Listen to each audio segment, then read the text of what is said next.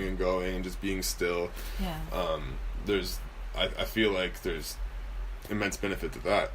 And so for me, when I really have enough time to put into it, I'll kind of spend time getting myself into that clear state as much as I can in that practice, and just coming back to the breath over and over gently, without beating myself up so much, of course.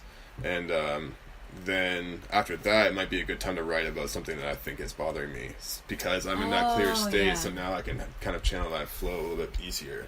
One of the things that I've been like trying to spend more time with, and you said that you were more like east and then west or whatever. Are you familiar with his name is John Kabat-Zinn? He is a MSBR, MBSR, mindfulness-based stress reduction. So he approaches a lot of meditation stuff from a more scientific background, and he's actually like a professor, has an institute down in probably New York State. But one of the things that he right away is like acceptance. There's like nine, points of his teachings and stuff, but one of them is acceptance. And what I've learned is that when I meditate, and I think then when I go in and just be like, oh, I'm clear as a bell and I'm great, but my mind has to process this thing. And in the past, I would probably beat myself up like, okay, shut up, okay, stop, you don't need to think about this is your time. Whereas it's just like, oh, this is a thought that's come in, and it keeps on coming up, and maybe I just need to like sit with it and accept it, and know that this might be something that needs attention, because if everything was just like a thought, and there was no kind of string between them, then we wouldn't be maybe educated, or you know what I mean? Like there's a thread there, so we do need to think through things, and if you are intentionally and being present and sitting down and thinking with that thing, then great. You know, my uncle Pete used to say the campfire is the best place to sit around to think about things that need to be thought about. And I really love that. Like I think even like sitting around a campfire has become sacred for me, because that's where I do a lot of thinking, which is just like another form of meditation. Walking, if you're being present, is a form of meditation. The first time I realized that I was doing even like a walking meditation was that winter that we had a few years ago that just like kicked our asses with like the snow and stuff. Like 2 years ago. Yeah, and I remember walking, and I had to stay sure-footed so I wouldn't slip and fall. And then I realized as I was placing my feet intentionally in front of me, I was like, oh, this is meditation. I'm getting my meditation on. But I mean, it's meant, there's such a weird stigma around it that you've got to sit with crossed legs and in front of blank and clear your mind, when really we can use our day-to-day interactions as an opportunity to be mindful and to meditate and to just like experience like present moment awareness. So yeah, meditation, man. Yeah, for sure. I feel like there's always some kind of history of meditation in every lineage, in every culture's history. There's like some kind of contemplative meditative practice that was there, at least, if not still. And so it makes me feel like it's something natural that humans would do, to go and be alone with your thoughts. It probably was good advice. Like, you should just go and be alone with that for a while. Or it was actually maybe part of our daily who we were, because I can only imagine that 100 years ago, while we were probably working our asses off for X, Y, or Z, our lives weren't as, I don't want to say complicated, but or maybe busy, or whatever, it's like there's so much just static on the channel right now. Exactly. So maybe those quiet moments, like I can remember, I believe it was my uncle who used to just sit in his rocking chair and just sit and look at the door and just like watch the property. Like, those were things that I think that people used to either take time or make time to do, that aren't really, I don't think people think about that, because if you were to sit in a rocking chair right now, you'd probably have your phone with you. And I know, I would likely, because that's just it's 2018. That's where we're at, right? It's 2018, man. Yeah, where's the phone? Well, yeah, exactly. So, I just think that I also believe that things like phones and stuff distract us and really take away any of our power. So most people are so uncomfortable with just sitting. Like if you show up early for a table, or you just want to go and eat by yourself, right away everyone's on their phone. And whether it's distraction or maybe they're just not comfortable being alone. But I think that, again, 100 years ago, likely, people are probably far more comfortable with that, and they may not recognize it, but at that time they probably had these moments of meditation and solitude.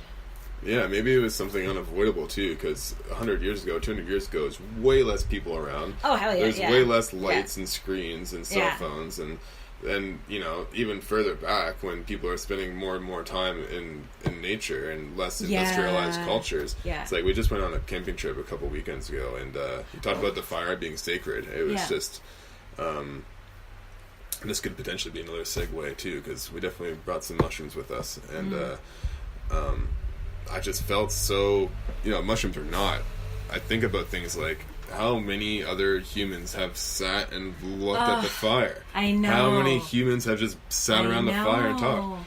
And I had this deep feeling of just being a part of the forest in the way that humans are, where it's like all the other animals were having their calls or doing their things, and the frogs came out at night and started going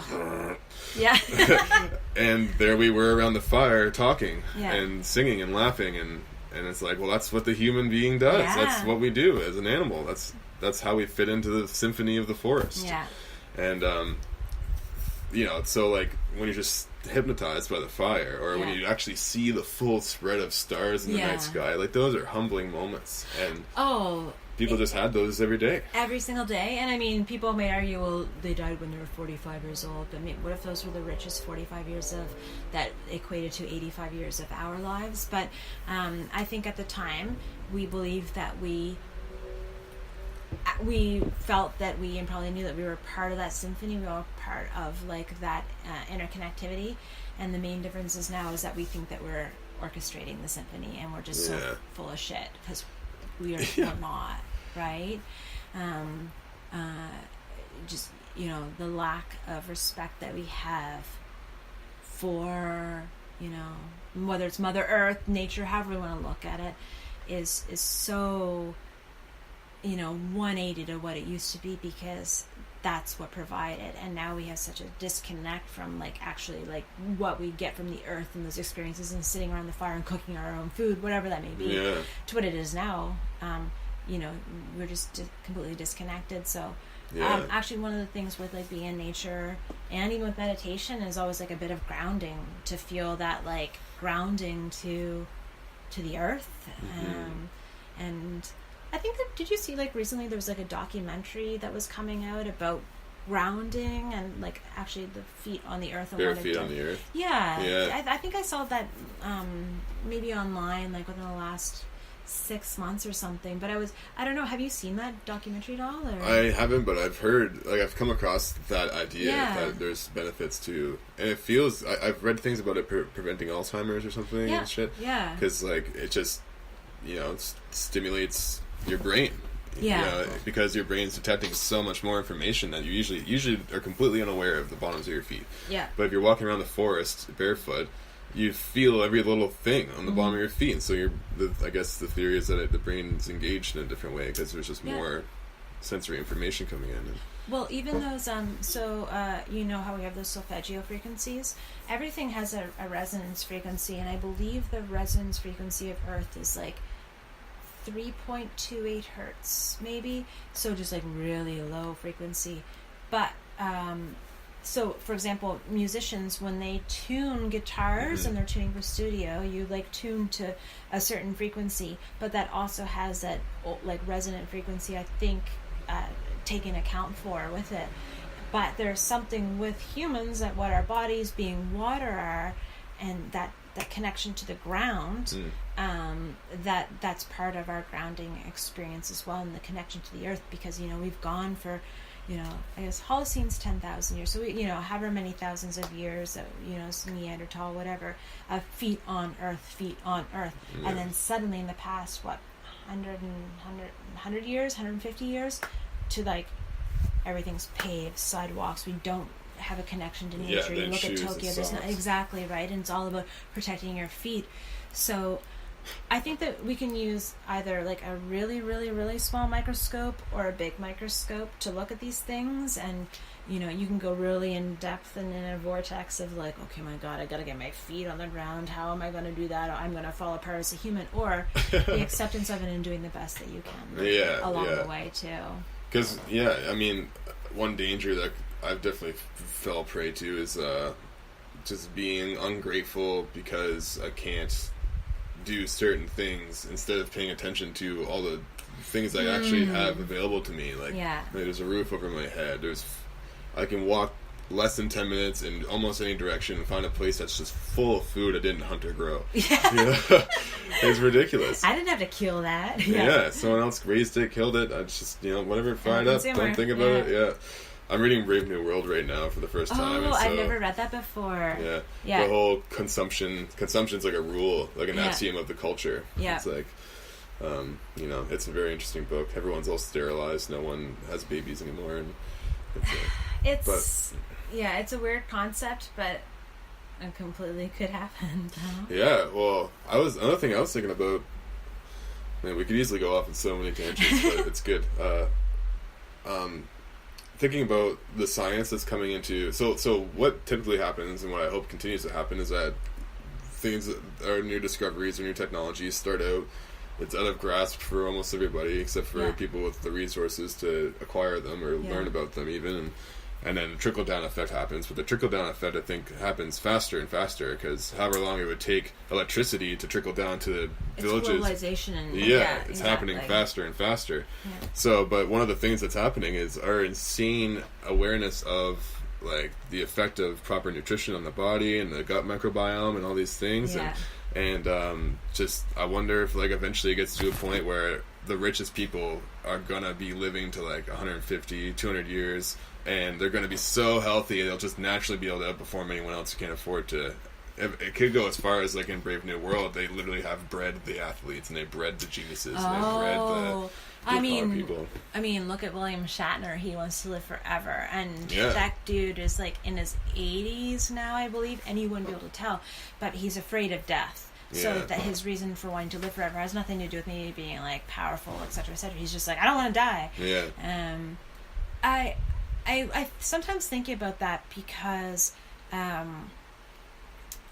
now we're watching a division of classes, right? And what is available based on my privilege of living in, like, Nova Scotia, in a first class place versus and what I've available to me, and where my the age of death keeps on kind of climbing because we can live for longer and longer. But I really hope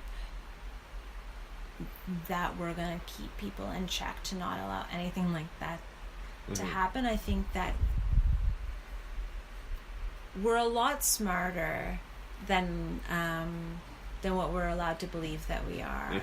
And I mean, a lot of disempowerment through many different ways, whether it's media, etc., etc. Just self-deprecation. Exactly. I mean, I don't have a personal Facebook. I pulled myself off that, and I kind of just, like, close things down a bit. But, like, it's so easy to feel like a piece of shit because of the ease of the serotonin hit of having someone like something. You're like, oh, you like my picture?